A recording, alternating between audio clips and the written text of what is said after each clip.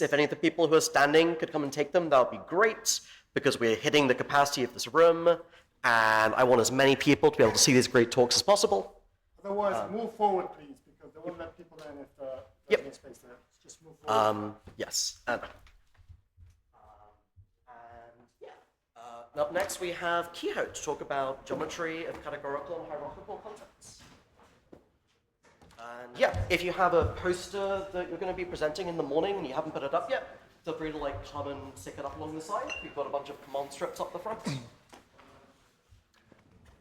Thank you. Hello, I'm Kiho.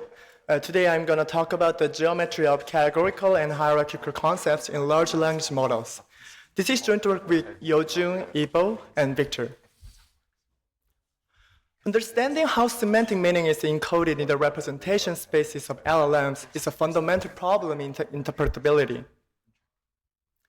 In our paper, we focus on two foundational questions in this area.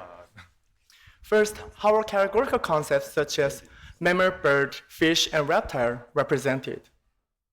Second, how are hierarchical relations between concepts such as the fact that dog is a kind of mammal represented?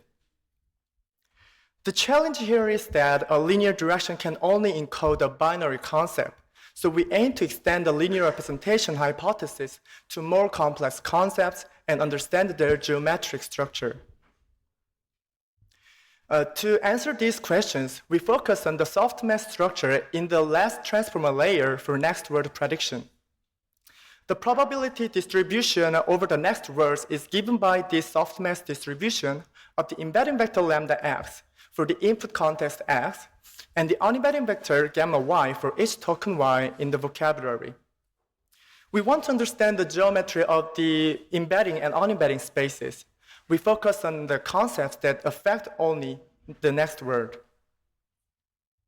In our previous paper, we showed that the Euclidean inner product does not necessarily encode semantic meaning, since any inner product is compatible with this softmax distribution. This is a problem because each inner product induces a different geometry in the space. Fortunately, we show that there is a particular choice of inner product under which causally separable concepts have orthogonal representations. This allows those concepts to be freely manipulated by adding a direction. In particular, the affine transformation induced by the causal inner product unifies the embedding and unembedding spaces. This is convenient because from now on, we can just look at the unified space where the Euclidean inner product is the causal inner product. So, our high-level strategy is to build up from binary concepts to more complex structures. We begin by defining the concepts. The most general concept is a categorical concept, such as mammal, bird, fish, and reptile. This includes binary concepts as a special case. The binary concepts are partitioned into binary contrast and binary features. First, a binary contrast is a binary variable that contrasts two different attributes. This includes common binary variables, common binary concepts considered in the literature, such as the concept male to female. Next, we define a binary feature as an indicator of whether the next word has a specific attribute. For example, if the feature is bird is true, then the next word will be about a bird.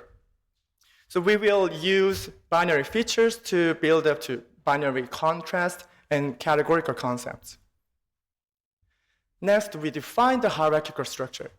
We say that Z is subordinate to W if all the values of Z are included in one of the values of W.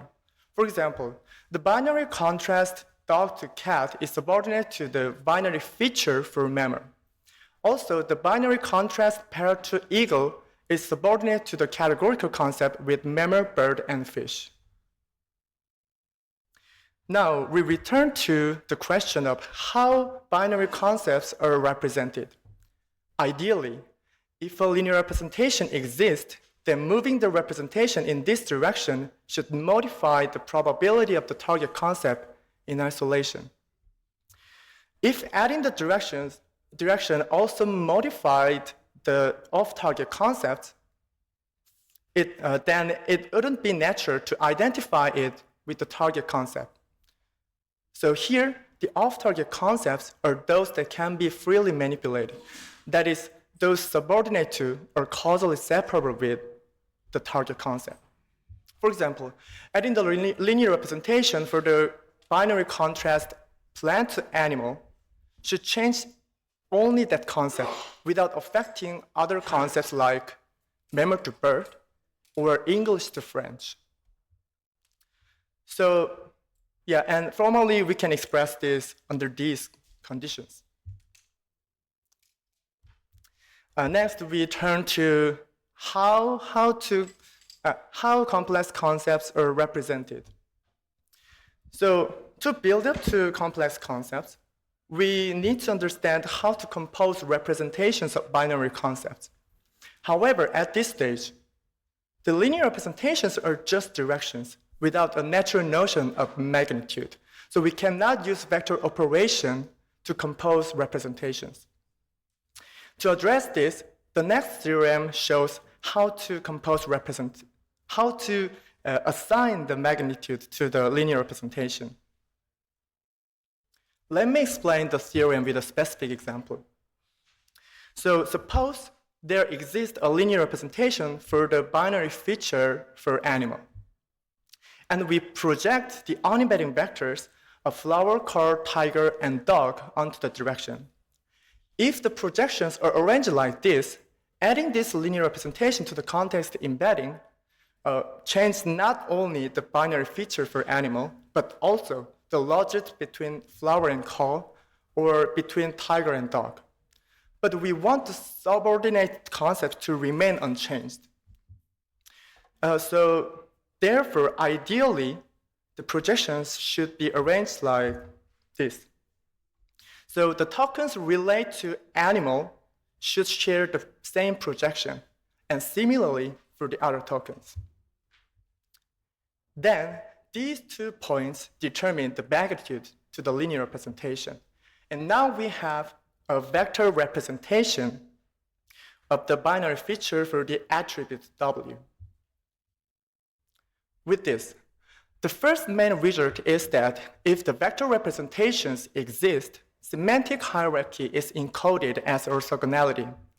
Several types of orthogonality research are shown on the left, and we confirmed these structures in the Gemma 2B model.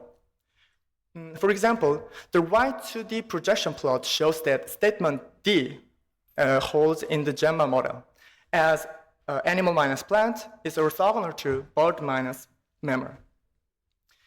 Additionally, we use the full WordNet hierarchy with about 600 features to evaluate the theoretical predictions at scale. The top left heat map is the adjacency matrix of the WordNet hypernym inclusion graph. And these inclusions are clearly visible in the bottom left heat map of the cosine similarity of the vector representation of each feature. However, consistent with statement E, the vectors for child minus parent and parent minus grandparent are orthogonal in the right heat map. So this result is not just a property of the high-dimensional spaces. It truly demonstrates the hierarchical orthogonality. Next, the second main result is that a natural categorical concept where the models can freely manipulate the output values is represented as a simplex with the vector representations as vertices. The right 3D projection plot shows that this statement holds in the Gemma 2B model, as the tetrahedron encodes the categorical concept of mammal, fish, bird, and reptile. We emphasize that these two main results involving differences of representations are only possible because we have vector representations.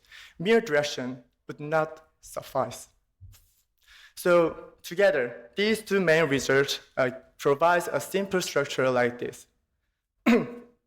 So this illustration depicts the overall structure of the hierarchically related concepts. They're represented as the direct sums of simplices. For example, the vector representation for dog can be decomposed into the sum of the vertices in each simplex. In summary, so in the representations of LLMs, categorical concepts are represented as simplices, and hierarchical relations are encoded as orthogonality. If you want more detail, please visit our poster or this archive link. Thank you.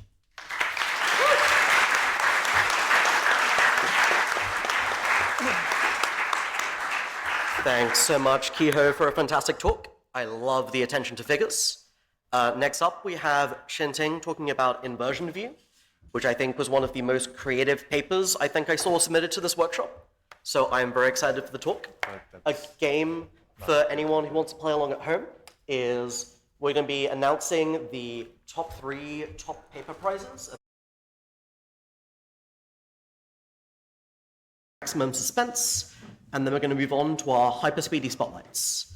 All right, so first we have an honorable mention for top paper to measuring progress in dictionary learning for language model interpretability with board game models. Can everyone who was an author on that paper stand up? All right, we have 2 authors in the house. And is David an author? Beautiful. All right, we have 3 authors in the house. Great work, all. If you didn't think David was cool already, you'd better think he's cool now. All right. Second honorable mention goes to missed causes and ambiguous effects, where we have all of the authors in the house, I think. Right there. Woo!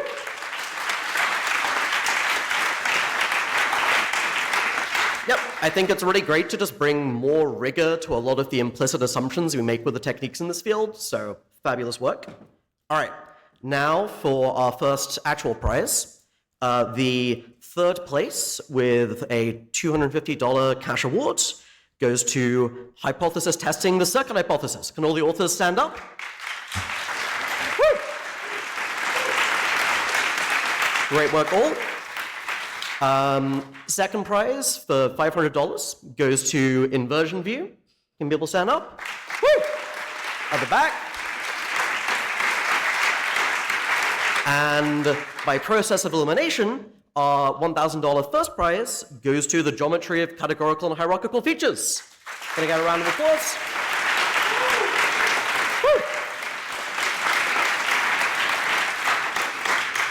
And yeah, can everyone join me in a final round of applause for just all of our oral authors for their fantastic work?